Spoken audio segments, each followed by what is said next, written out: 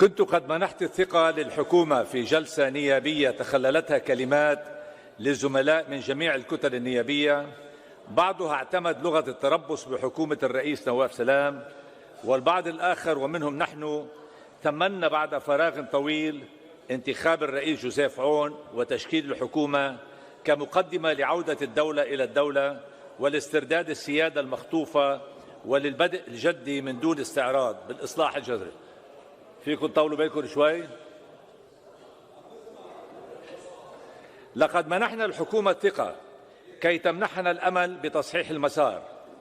استعرضنا البيان الوزاري بما له وما عليه وطنيا وسياسيا واقتصاديا، وحذرنا من ثغرات كبيرة في البيان، لا سيما في الملفين الأساسيين اللذين يريد اللبنانيون الحسم فيها: بسط سلطة الدولة والإنقاذ الاقتصادي، وكلاهما مترابطين. سليم؟ اليوم وبعد أشهر على نيل الحكومة ثقة المجلس النيابي، تتآكل ثقة اللبنانيين بدولتهم على وقع الإخفاق والمراوحة وأنصاف الحلول، وكأن هذه الدولة ارتضت لنفسها أن تدير الأزمة وأن تهرب من اتخاذ القرار الضروري والشجاع في لحظة مصيرية يمر بها لبنان. دولة الرئيس، الزملاء الكرام، قاومنا كنواب منتخبين عن الأمة جمعاء وباسمها التعطيل الرئاسي الذي فرض على لبنان، وصمدت أغلبية من اللبنانيين بوجه فائض القوة الذي حاول اغتيال دستورهم ومؤسساتهم والحياة الديمقراطية، وأثمرت هذه المقاومة انتخاب الرئيس جوزيف عون كمحطة على طريق استعادة الدولة. قاومنا تجربة استنساخ حكومات تحالف الوصاية والفساد، وتم إقصاء النموذج الفاشل والفاسد، ولم نتوقف ولو للحظة أمام أي اعتبار أو تضحية من أجل أن يكون للبنان حكومة تتخذ القرار باسترداد بالسيادة المنتهكة والبدء بورشة الإنقاذ وعودة لبنان لموقعه الطبيعي في العالم العربي والمجتمع الدولي. والآن وبعد أشهر طويلة دقت ساعة المصارحة، وآن أوان تحديد المسؤوليات والغاء التصويت قبل فوت الأوان. تعاني هذه الحكومة من التخبط في كل الملفات، كأنها تدور حول نفسها في حلقة مفرغة، فيما اللبنانيين ينتظرون إنجازا ولو واحدا طال انتظاره. ففيما لبنان لا يزال خاضعا لنيران الحرب الدائمة ومتوجسا من تجدد الحروب الكبيرة، نجد الحكومة مستقيلة من دورها لمصلحة تفاهمات رئاسية تختزل مجلس الوزراء الذي هو مصدر إنتاج القرار في الدستور.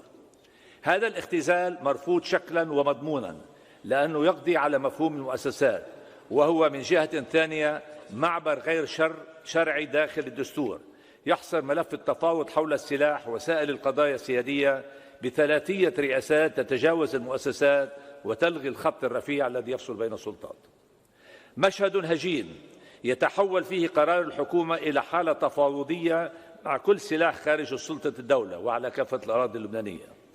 المطلوب من حاملي تسليمه للدولة كي تحمي نفسها من خطر الحرب، وكي تمتلك أداة استرجاع وتحرير النقاط الخمس من الاحتلال المستجد، وهي وتعيد الأسرى، وتبدأ بالتفاوض لترسيم الخط الأزرق وترسيم الحدود مع كل دول الجوار. بناء عليه نطالب بأن يكون ملف التفاوض مع الولايات المتحدة الأمريكية على طاولة مجلس الوزراء، على أن يعرض على مجلس النواب بحيث يكون نواب الأمة المنتخبين على الاطلاع ومواكبة لمسار التفاوض. فلم يعد جائزا تكرار تجربة اتفاق القاهرة، ونحن النواب مسؤولون أمام من أعطونا الثقة كي نسأل ونصوب في كل الملفات التي تهم أمن اللبنانيين وسيادة لبنان. بناء عليه المطلوب من رئيس الحكومة والحكومة ترجمة البيان الوزاري وخطاب القسم إلى حقائق على الأرض. السلاح من أي طرف كان خارج إطار الدولة وفي كل المناطق اللبنانية فقد كل مبرراته ووظائفه، والمطلوب تسليمه إلى الدولة. المطلوب تفكيك كل البنى الأمنية والعسكرية غير الشرعية والتي هي خارج إطار الدولة اللبنانية وغير اللبنانية، والانتهاء من فوضى السلاح ومشاريع العابرة للحدود. المطلوب ضبط الأمن بيد من حديد، وقيام الأجهزة الأمنية والقضائية بواجبها كاملا في ملاحقة وتوقيف كافة مرتكبي الجرائم وكل من يحمل سلاح خارج شرعية الدولة. وفي المناسبة نسأل عن مسار التوقيفات في العراضة المسلحة في بيروت، هل تم توقيف هؤلاء أم أنه كالعادة جرى التغاضي عن الملف؟ وهنا نطلب أن تكون بيروت خالية من أي سلاح خارج سلاح الدولة الشرعي. نقولها بالفم الملآن: أمن البيارة وكرامتهم خط أحمر، ولمن يستعرضون السلاح بين الآمنين اتعظوا من تجارب الماضي. بكلمات قليلة وكافية: طبقوا اتفاق وقف إطلاق النار بحذافيره، طبقوا اتفاق الطائف، طبقوا القرار الدولي 1701 بكل مندرجاته، بحيث يبقى لبنان تحت كنف الشرعية الدولية في مواجهة الاستهدافات الإسرائيلية، وهن لابد من تكليف الجيش بمنع أي من الاعتداءات المتكررة ومن المرمجة على اليونيفيل، فهذا انتحار سيسهل نية إسرائيل بإنهاء عمل هذه القوات. طبقوا القرار 1559 و 1680 اللذين هما جزء لا يتجزأ من القرار 1701 واتفاق وقف إطلاق النار. طبقوا اتفاق الطائف بكل بنوده وباعتباره الوثيقة الوطنية ووثيقة الوفاق الوطني التي ترعى العلاقة بين اللبنانيين والتي تنص على سحب السلاح والأمن والشرع. دولة الرئيس أيها الزملاء، سألنا الحكومة في جلسة الثقة على خططها الإصلاح، وعددنا الكثير من الفجوات في بيانها الوزاري. كنا طلبنا أن تنال الحكومة صلاحيات تشريعية استثنائية لتنفيذ الإصلاح المالي لجهة التفاوض مع صندوق النقد الدولي وإعادة هيكلة المصارف وضمان استعادة أموال المودعين ليستعيد اللبنانيين الثقة باقتصاده بلدهم، وليستعيد المجتمع الدولي ثقته ببلدنا تمهيدا للاستثمار وتحريك عجلة الاقتصاد. لكن الحكومة لم تطلب الصلاحيات الاستثنائية. اليوم نجد أننا أمام خطوات بطيئة وغير كافية في مسار الإصلاح، لا تراعي خطورة الأزمة ولا تصورا للخروج منها. نعيد المطالبة على سبيل المثال لا الحصر: المطلوب التدقيق الجنائي في المصرف المركزي وباقي المصارف العاملة. وبالمناسبة نسأل مجددا عن إضافة 16.5 مليار دولار من الدين إلى دفاتر البنك المركزي. نسأل لماذا يستمر اقتصاد الكاش الذي يهدد بتحويل لبنان إلى اللائحة السوداء. نسأل عن استمرار العمل بالقرض الحسن بشكل مخالف لقانون النقد والتسليف، ومتى سيتم البت بهذا الملف الذي يؤثر على مجمل القطاع المالي اللبناني. نسأل عن الحكومة في تسيير إدارات الدولة. لماذا يبقى المواطن أسير البيروقراطية والفساد في الوزارات والإدارات؟ لماذا لا يعالج وضع الكارثي في القطاع العام؟ أسئلة لا تجيب عنها الحكومة الغارقة في المراوحة. نسأل عن حق الانتخاب للمغتربين كي ينتخبوا 128 نائبا، ونطالب بإقراره كما نطالب بإقرار الميجا سنتر لضمان رفع نسبة التصويت ونزاهة الانتخابات.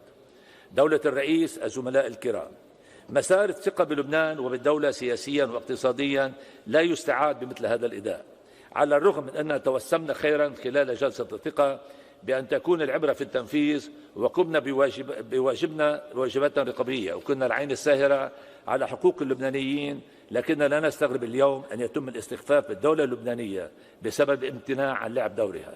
لا نستغرب أن يمر قطار السلام والاستقرار في المنطقة فيما لبنان غارق في معضلة السلاح غير الشرعي وغياب الإصلاح وتجدد سلوك المحاصصة كما حصل في التعيينات الأخيرة.